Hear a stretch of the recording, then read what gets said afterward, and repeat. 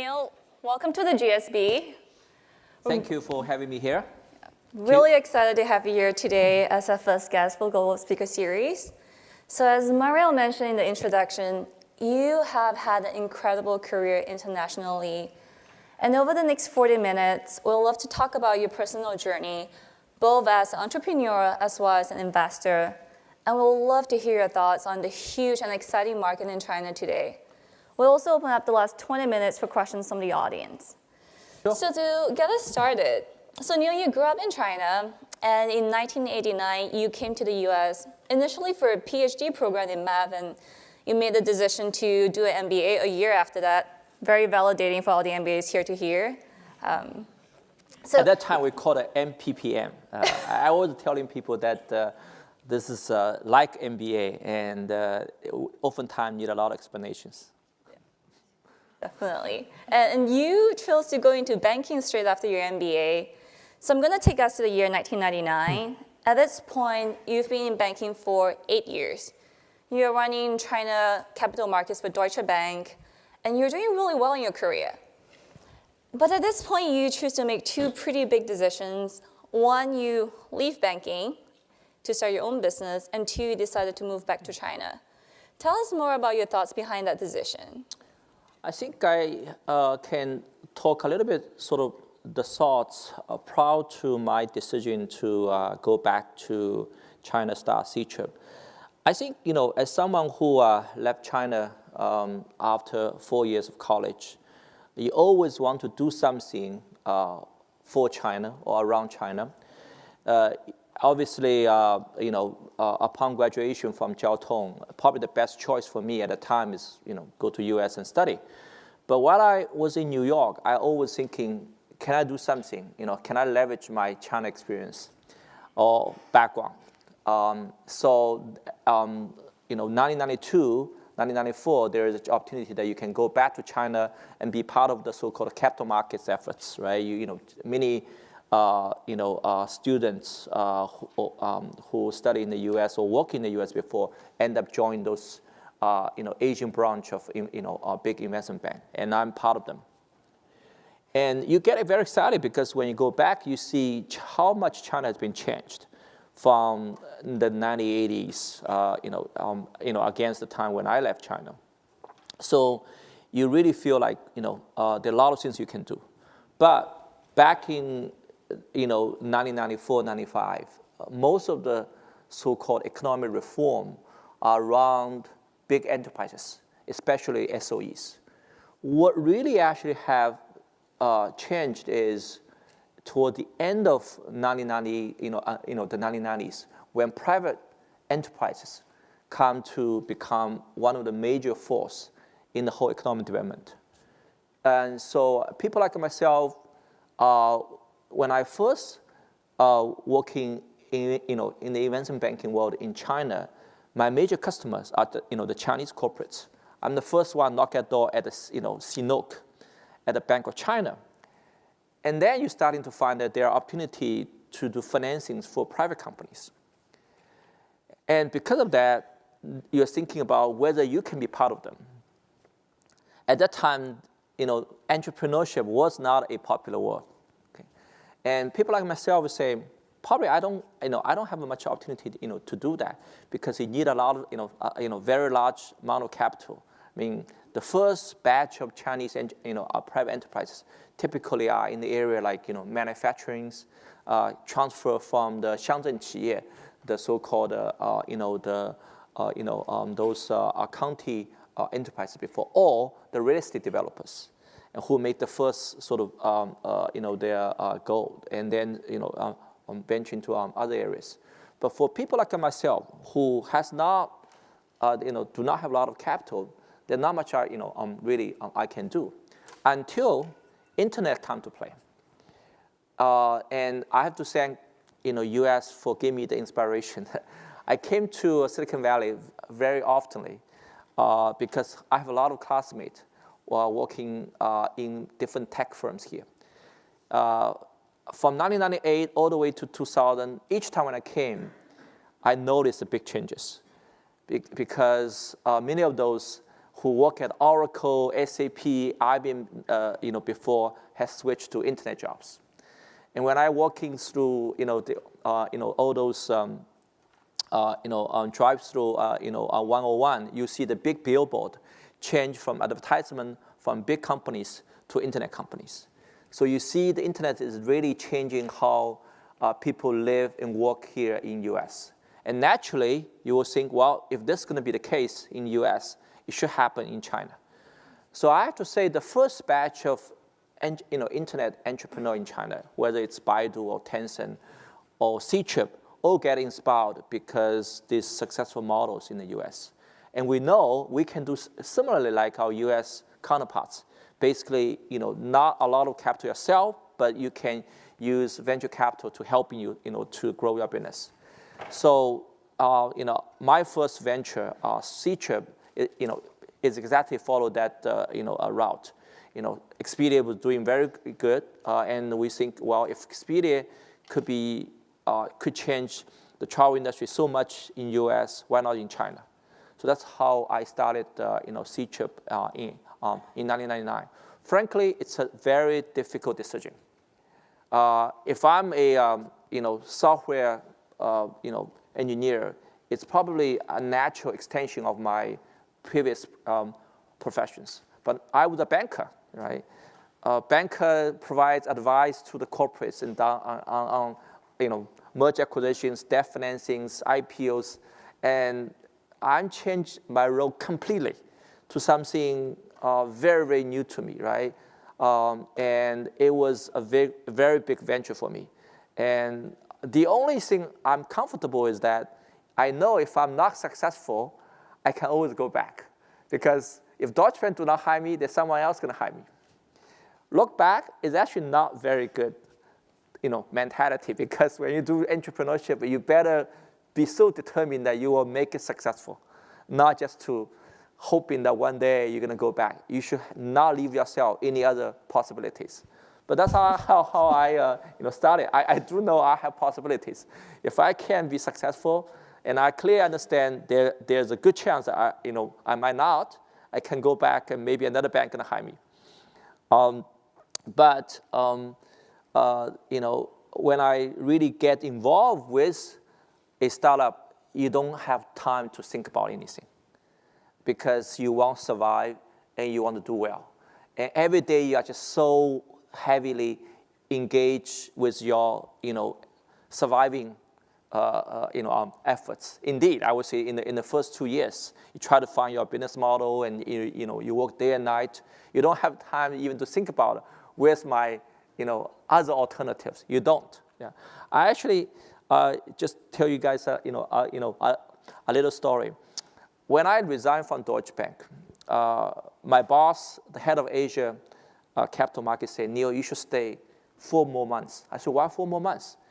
Because euro is just created, around that time, and the euro was introduced as a major currency.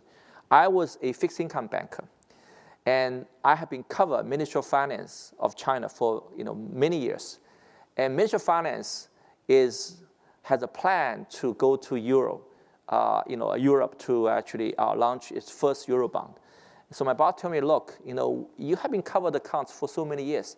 It's your pride to actually launch a Eurobond for Ministry of Finance. And this is your country. You'll be so proud of doing that. Just wait for 4 months. And I checked with my partners, and they said, Neil, you can't wait for 4 months. Entrepreneurship is about speed. Another 4 months, you don't know what's going to happen. So I decided to quit in November, December, instead of wait until the spring in 2000. Interestingly, I never regret that decision because that Eurobond was not launched until year 2003. Euro was not doing well, as you guys all know, right? And the euro coming down, and the Ministry of Finance said, no, I don't want to do it. So they wait until 2003 to actually launch the Eurobond. So I go back to tell my boss, later become an independent director of Ctrip. I said, look, if I wait for 4 months, I'm going to wait for another 10 months, and maybe 2 years, and there'll never be a Ctrip. So if you like to do something, and if you really feel like there's something calling you inside, you better do it right away. And that's all about entrepreneurship. So while you said that you could always go back to banking if you weren't doing well, well, you were doing very well with C-Trip. You started in 1999, and just 4 years, before the Euro bond was launched, you brought it public, listed on NASDAQ. And what's amazing is that's not even the only company you founded successfully in that period. In 2002, you founded Home Inns, now one of the largest hotel chains in China. You're in more than 300 cities, close to 3,000 hotel chains, and also 4 years listed on NASDAQ. How do you do it? What do you think has contributed to your success as an entrepreneur? I think it's very importantly that once you get into the business, you are able to really understand that sector very well instead of just looking at your own business and say, I'm doing my daily execution. So at a C-Trip, it's really a very eye-open opportunity for me for the whole hospitality industry. You realize, the Chinese travel agencies are so backward in terms of their IT systems. And there's so much middleman involved in bringing a customer, whether it's business or leisure, to the ultimate destinations. There's so much you can do. Obviously, as a company, you can't just run just one issue, but you do, get to know a lot about the whole, industry. One thing which we noticed when I working at a C-Trip is our upstream, so-called, the hotel industry itself is very, very underdeveloped. For example, there's many so-called, business hotel or economic hotel chains in the U.S. But in China, back in 2002 and 2003, there's almost none. It actually shocks me that there's no such hotel which catering to a specific needs. And when we launched Home Inns, initially I was a little bit concerned how big a company could be, because each hotel is small, 100 rooms, 150 rooms, and how big a company this could become, or whether China is ready. But again, I got inspiration from U.S. I remember I was in Dallas visiting a few travel service company, because that was the hub of many U.S. Travel service companies. And I arrived at the airport. I rent a car, drive from the airport all the way to downtown. It was like nighttime, around 9 p.m., whatever. And during that 20 to 30 minutes drive, I observed there's about 15 names, different names of budget hotels or economy hotel chain, from Red Roof all the way to Motel 6, whatever. And the total number of hotels I counted around 25. So from Dallas, from suburban airport to the city, you can have 25 hotels. So I say, well, market size is not a problem for China now. But indeed, I never imagined we can have 3,000 hotels in China, by Home Inns. And this is all created by our efforts, and as well as obviously many of our competitors. And the market is definitely there because the demand is so big, and we just need to create a good product to cater to the users. So you made quite a few transitions, going from a PhD to an MBA, and then banking to entrepreneurship. In 2005, you make yet another big decision, going from being an entrepreneur to becoming the entrepreneur behind entrepreneurs. And what's really interesting is you could have chosen to start your own fund, which I'm sure you had plenty of resources to do. But instead, you decided to be a franchise firm with Sequoia Capital, this really well-established American brand. What were some of these considerations behind bringing this global brand to China? Well, I think, first of all, if you look at my career from PhD program, I never get a PhD, to MBAs, or not MBA, MPPMs, and to banking, etc. I don't think we have many choice back then, and this is something which you guys, compare with us. You guys are so lucky. I'm talking about, especially those probably students from China, because when I arrive in New York, I don't think I can get into business school right away. And again, after business school, you don't have many choices either. And oftentimes, you're never going through internship or prior working experience, so it can tell you what's your best fit for you. But what actually drives me to make those choices is that you see the great opportunity, and also you go with the whole trend. And the last 20, 30 years, the big trend is that you think that China is going to become, a global economy, a powerhouse.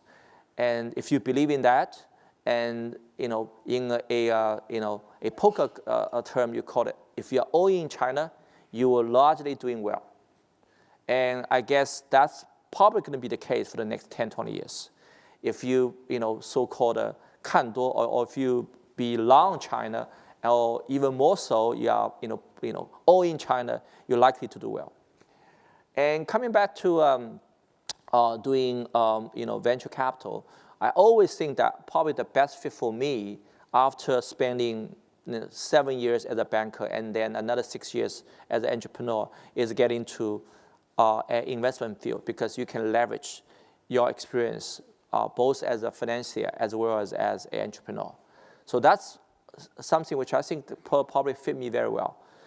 Clearly, I never planned that. I never get into the bank and say, hey, one day I do some entrepreneurship and then I can best fit myself as a venture capitalist. I never do that. Same when I started C-Trip, I always want to survive and make C-Trip a great company. Never think that, okay, this experience can position myself, be a good venture capitalist, sometime down the road.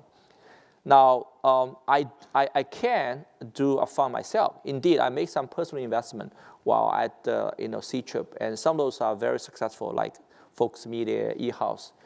But I was thinking how I can sort of best leverage my experience, at the same time can really make an investment and have a big impact on the whole, so-called new economy. You can set up a fund myself, but I think it's going to grow probably not as fast compared with setting up something with Sequoia. And also, I feel like I really want to learn from what a firm like Sequoia has been accumulated in the last 40 years. In Silicon Valley, there's many firms has been active in the investment space, but Sequoia has been obviously they're the longest and still probably the best, or if not or I would say at least one of the best. So I was very intrigued how they can do that, one generation after another. So to me, to raise money to make investment is probably not the most difficult thing, but the most sort of challenging thing is how to make a sustainable business. To me, I think Sequoia China is just another venture. If you want to make one or two good investment, that's an easy job. But how you can build a team and how to make a sustainable business, just like what I did at C-Trip, I think that's a very, very different thing. And today, look back after 10 years, I'm very happy the choice I made, because at our 10-year anniversary, we have a long list of entrepreneurs which become Sequoia portfolio CEOs. But more importantly, from 10 years ago, a 3-person, 4-person team, today we have 12 partners, and we have covered some of the most important sectors in China and become investor in many of the leading companies. And that's something which probably difficult to achieve just with one man's efforts or with Shen brands. So on that topic, Sequoia Capital in China for the last 10 years has a phenomenal track record. You've pretty much put money in all of China's biggest unicorns, Alibaba, JD.com, VIP Shop. People call you China's Midas. You turn stone into gold.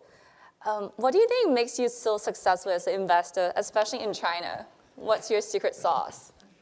Well, I think this venture capital investment is a profession always has regret. clearly we have a lot of very successful companies, but obviously we also have a lot of regrets and frankly, mistakes.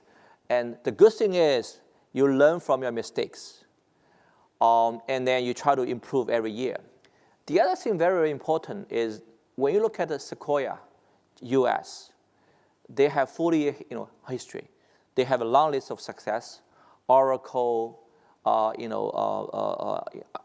Cisco, Apple, and then Google, and et cetera, et cetera.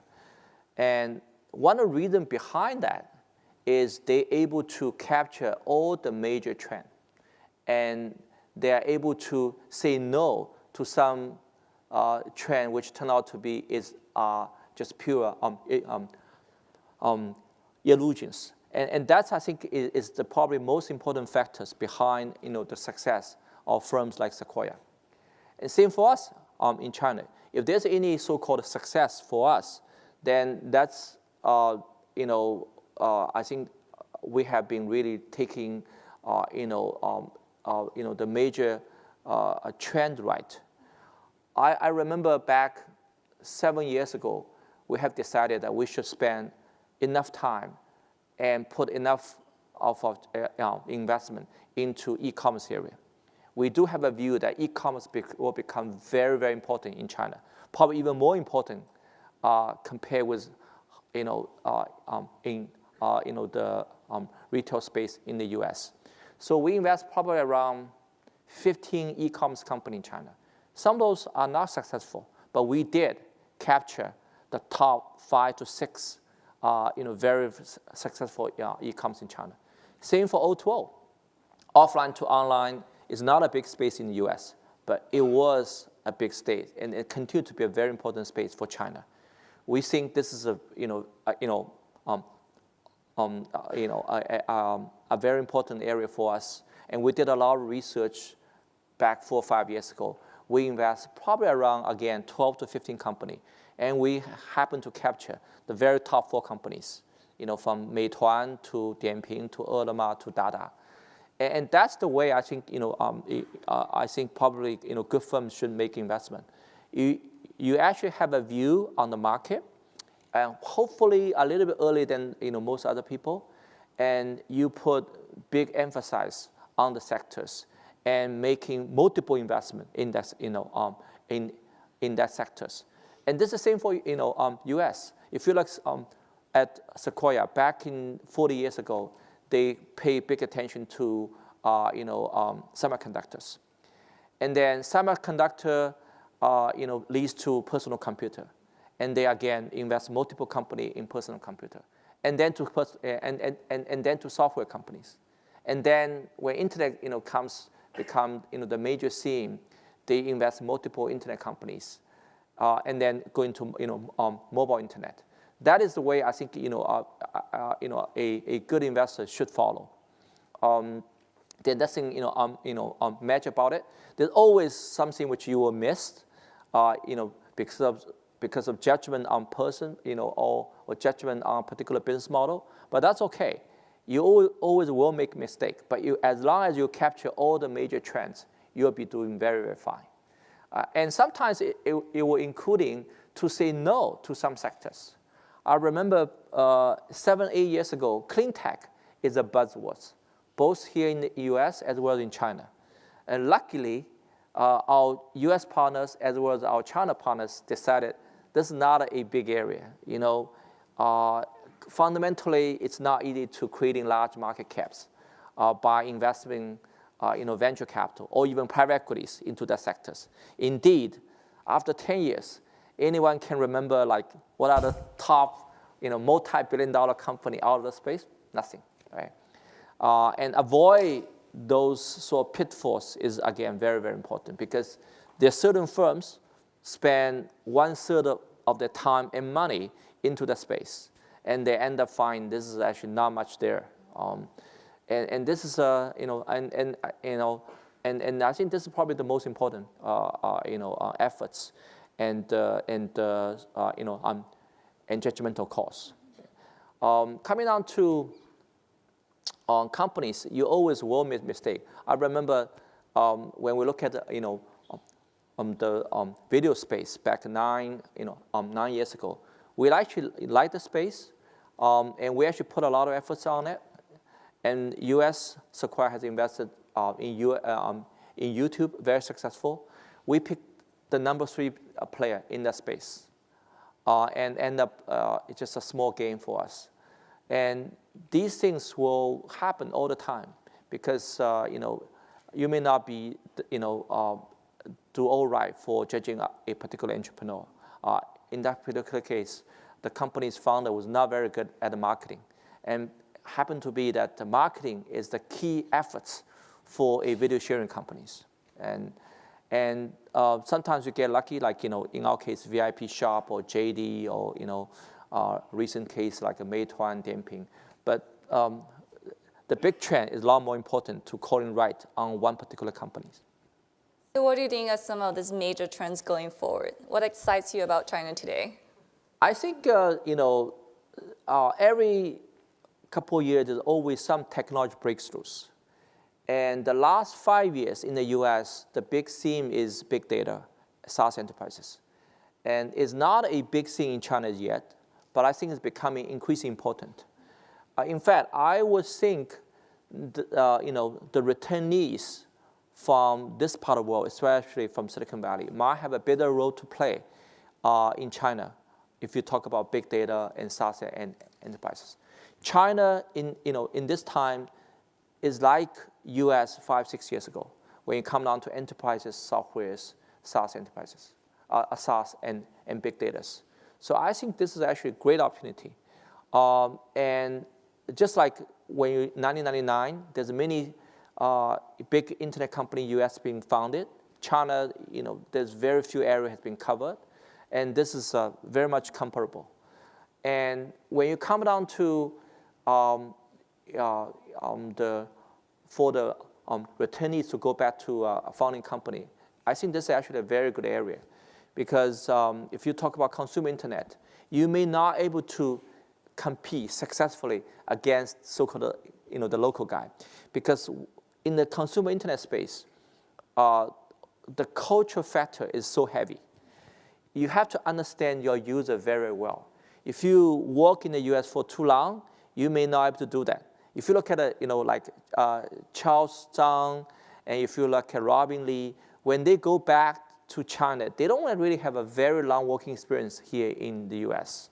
They are not like an early employee of Yahoo or early employee of Google to go back to founding Chinese companies. But in the enterprises area, the technology component is more important. So people who work here for many years in that space could actually play a very important role in shaping up the space in China. So I think this is definitely a very important area. The other important area is so-called robotics or artificial AI areas. Again, in that area, there are many U.S. companies ahead of China, but China started to see some local born companies which had developing its own technology. Company like DJI, right? Definitely the #1 player in the drone space. And so I think we probably see some interesting dynamics. Even some of the Chinese company will doing better than some of the U.S. company addressing those major trends.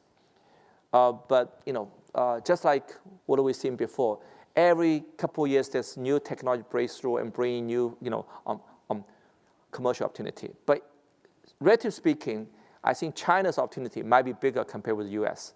because the so-called efficiency in the traditional industry is well behind compared with U.S. That's why e-commerce could do so well in China compared with the U.S. and same for O2Os. Yeah. So while we're on the topic of American companies in China, China is a huge market, growing, second largest economy in the world. And Sequoia China has actually also been working with a lot of these American companies. You've invested in LinkedIn, you're a strategic partner with Airbnb. So for you, what do you think are some of these biggest opportunities and especially challenges for American companies entering China, and what's Sequoia's role in helping them navigate this? If you're looking at global companies, especially US company coming to China, I think in the first 30 years, 40 years, when China opened door, many US companies have been very successful because the technology is just so advanced that when you come to China, there's no competitions. Like when GM come to China, people love it, even though GM may not be the best mobile or automobile company in the world, right? And there's a lot of joint venture get set up. So at that time, the key word in the joint venture is use technology to gain market share, right? 用技术换市场. So whether it's European players or American players, oftentimes set up their own subsidiaries or set up a joint venture in China, and they could do very well against the competition, either against the private company or against the state-owned enterprises. But things have been really changed. Many sectors today, the private companies in China and state-owned enterprises in China are very competitive. They have learned, they have developed in their own R&D, and they can really compete very effectively with you, right? When P&G goes to China, when GM goes to China back 30 years ago, they dominate certain space. Today, they have to compete fiercely with many local players. So one of the idea here is that if a US company comes to China, just copy what they have been done in US, it may not be that effective anymore. So you have to change your model and your product to cater to China's model, very unique business environment, especially in the internet space, because for internet, China and US start around the same time. For some business model, China even advanced compared with US. For example, Tencent, today clearly much better than some of those social network companies in China. You can't say Tencent is learn from Facebook or copycat Facebook. In fact, if you look at Facebook and many others, some of those features are learned from Chinese companies. So if an internet company in US want to go to China, they have to think about whether they have an edge there or not. Secondly, they're going to have to face the competition from local companies, many driven by very, very strong entrepreneurs. So how are you going to be successful? One thing which we suggest is to having a very unique shareholding structures. You should introduce someone as entrepreneur as in your home country. Someone not listen to the head office, but someone able to base his product and service around Chinese unique business environment and leverage the edge from head office. That's how we did it on the LinkedIn joint ventures, and that's why try very hard for Airbnb. The product of LinkedIn and Airbnb are wonderful. There's no question about it. But there are some local competitors. Their CEOs and their founders are very strong. And you need to have a structure where the guy who runs LinkedIn China has a direct interest in running that business. So the management team need to be compensated properly and not just compensated at the head office. And I think that that's probably the best way for a U.S. company to compete and do well in China. In fact, if a Chinese company comes to Silicon Valley, they should do the same thing, right? If they send something from someone from head office and try to compete with local company here in U.S., I don't think they have a chance. But they have to hire the best talent in Silicon Valley and give them enough economic interest. Let them run the show, and then leverage the back end from China. And then you might have a chance to competing locally. I think it is the model moving forward, applicable for both US company as well for Chinese companies. So that's how we actually bring LinkedIn to China, and that's how we bring Airbnb to China. And I think this is probably a model that we'll see if that fits for many other US companies, even though they are already very, very successful here in US. And as the business partner what we bring to the table is that we're helping to get the best team, and also to put all resources behind it, and to make sure that you have the right partners for your efforts. And actually, it's not easy to find such so-called local CEOs, because he needs to be very entrepreneurial, as I mentioned. At the same time, he had to understand how to working with a large organizations, because you do want to leverage your head office, some of the existing technology infrastructures, and someone who know how to make sure the respective department within your head office can work with you very closely. So it's difficult to find this type of talent, but it's a tough job, and we have been trying very hard, and so far that we have been quite successful with LinkedIn, and hopefully we can extend it to other U.S. companies. Definitely want to stay in Airbnbs in China. So we'll now open up to questions from the audience. We have Maria and Neve on either side. Please raise your hand high if you are interested in asking a question so they can spot you. You can also tweet to our hashtag #StanfordGSS if you have a question. And I think we'll start with a question from Twitter. Great. So thank you both for such an inspirational discussion. Now, the first question from Twitter. Many of us here aspire to be entrepreneurs and see China as a great market opportunity. But what are some of the unique challenges that entrepreneurs face in China, and how do you recommend we overcome them? I think one of the most frequently sort of encountered challenge is competition. It's actually interesting. I always very puzzled, and I still do not have the perfect answer. Here in the U.S., in Silicon Valley, have one business model. Typically, no one either cares to copy, or no one really need to copy. If you have Uber, you have Airbnb, you have LinkedIn, there's very few copycats. In China, as long as your business is doing well, you will definitely have copycats. It's a matter of how to compete more successfully, and that actually gonna putting pressure on the leaders to innovate all the time, right? I remember when I was running C-Trip, one of the my routine job is come to Monday meeting and discuss how our competitor was doing, especially Elon, right? So one of the Monday discussion item is, spending 30 minutes and discuss what's Elon has been launched in the last 1 week. And indeed, I have to say, many of those are copied what C-Trip been doing. Some of those very detailed, like marketing plans, like sending cards at the airport. When we do that, they did that. So what can you do, right? So you just have to innovate all the time just to make sure you stay ahead of the game. And it's a reality, and people have to face. Many business models, you cannot IP it. You just have to raise more money. You just have to innovate all the time, and you just have to differentiate yourself well enough. And that differentiation sometimes comes down to very details.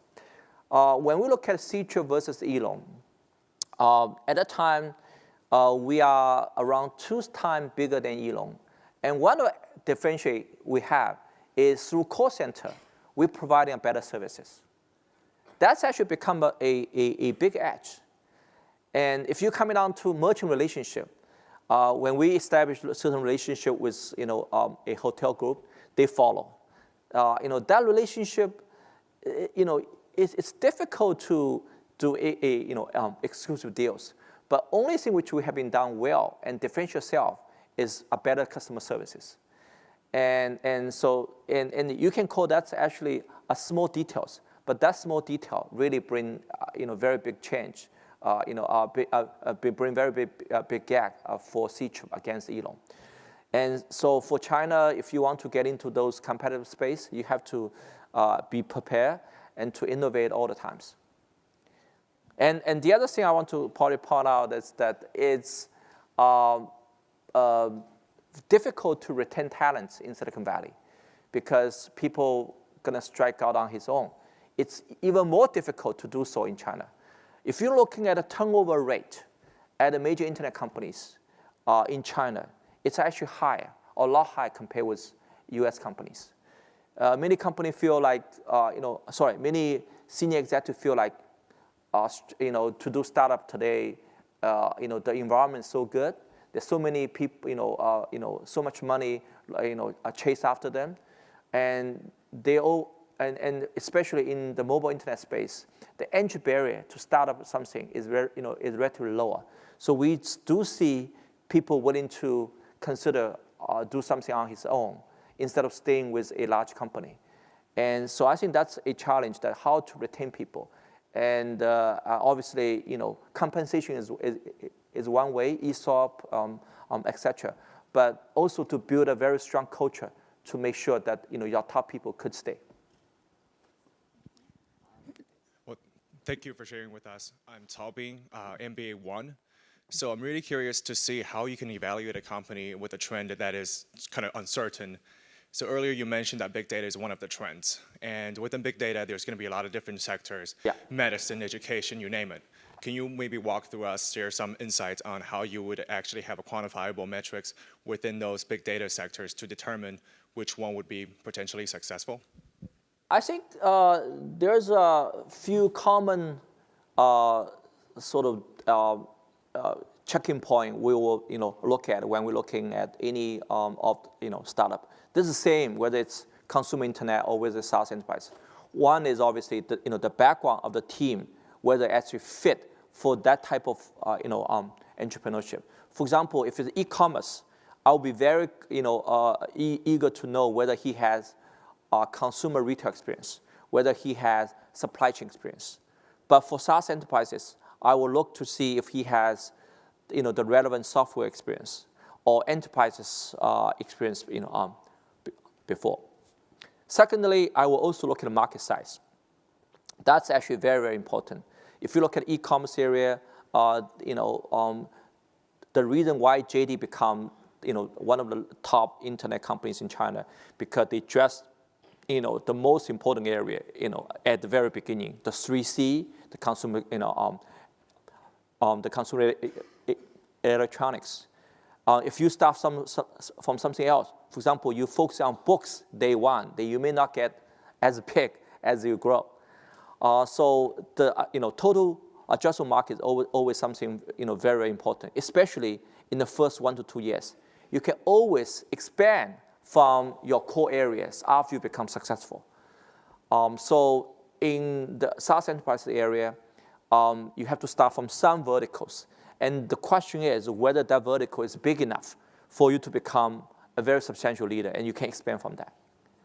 Beyond these 2 points, the other very important, I think, area to look after is whether the time is right. Because enterprises' demand in China is clearly there, but people have priorities. For particular corporates, they'll look at it, how much money I want to spend on enterprise software, and what are the key area I want to put money this year against a year later or 2 years later. So for enterprise software, you should look at those areas which corporate are having the most pain in increasing efficiency. We look at securities, we look at storage, we look at performance areas, we look at HR areas, some of those areas which clearly, with the rising labor cost, you have to address in those issues. And I think this is probably a important point for venture capitalists as well as for for an entrepreneur who want to start business in that sector. Thank you, Mr. Shen, for your speech. It's very inspiring. So my question is about people. When you was about to start Ctrip, how did you find your partners? Because without good partners, it's impossible for a startup to be successful. And same as here, like now, if we want to build up a startup in China, what's the most effective way to find the perfect partners? Thank you. It's difficult to find perfect partners, but as long as you find good partners, that's okay. When I look at many startups, when they walked into our conference room to present, to be honest, most of the team at the so-called angel stage or series stage do not have a complete team. but you need to have some core team member and addressing the major needs. In the C-Trip days, we have myself and James and Chichi. Frankly, it's a little bit crowded team, right? We got 3 guys already have a lot of experience in different business segments.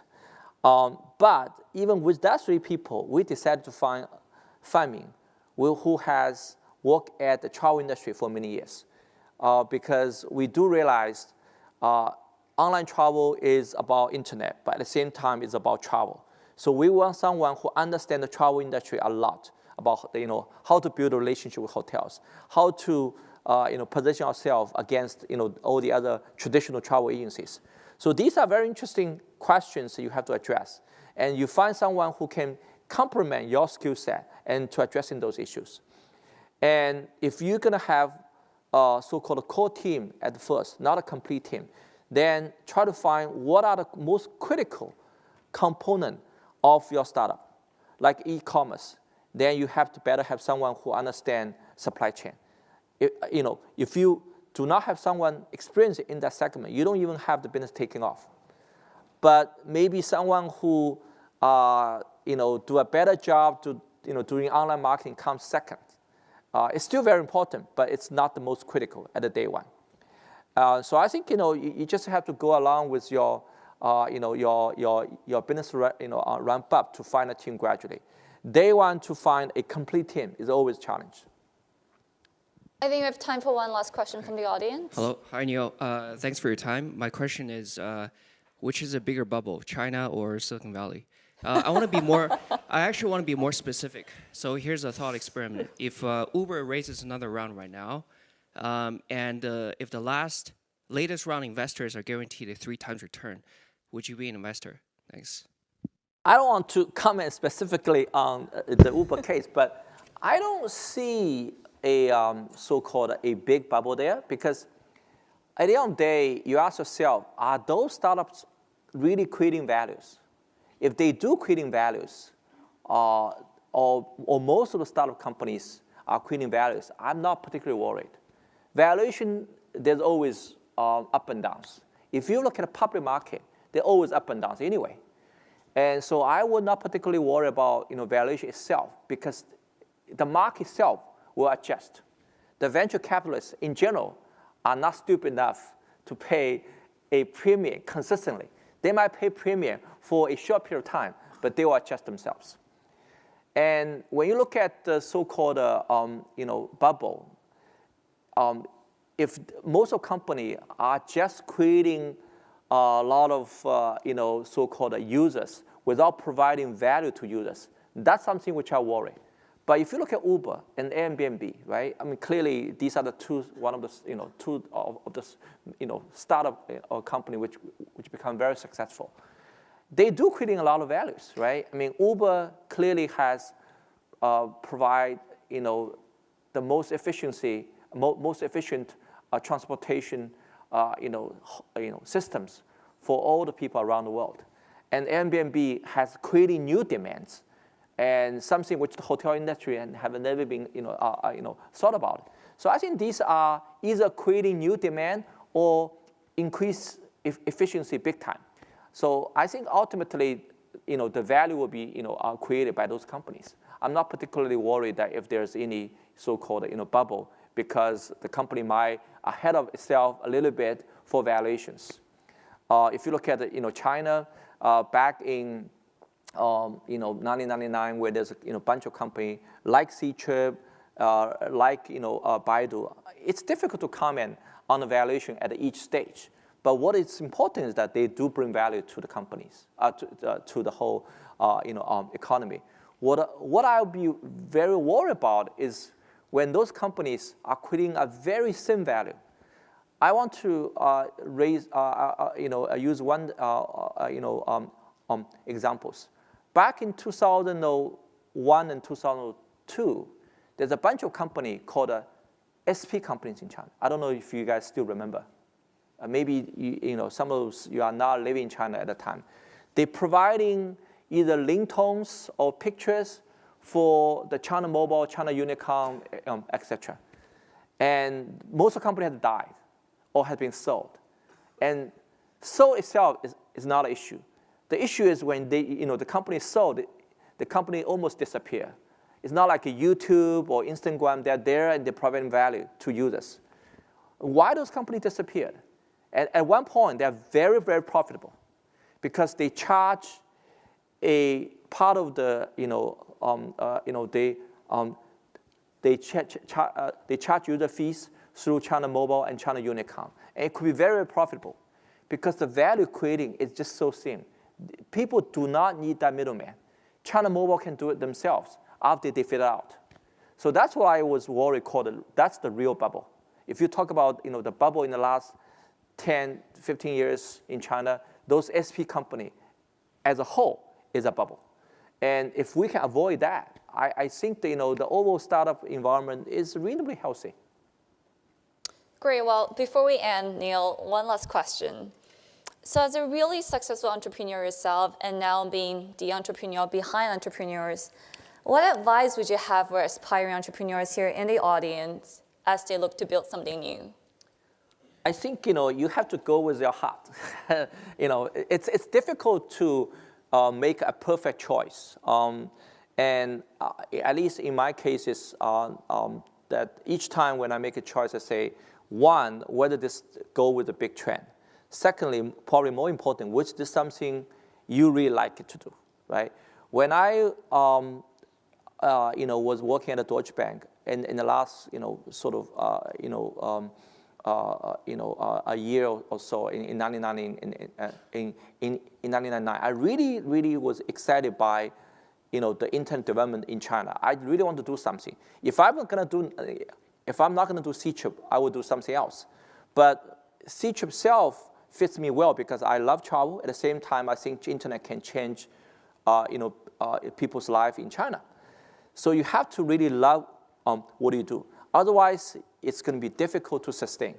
If you just think this is just a big trend, but that's something which you don't like or you don't know whether you like it or not, then if you work there for 6 months and 12 months, you probably feel like, oh, I want to jump to the next trend.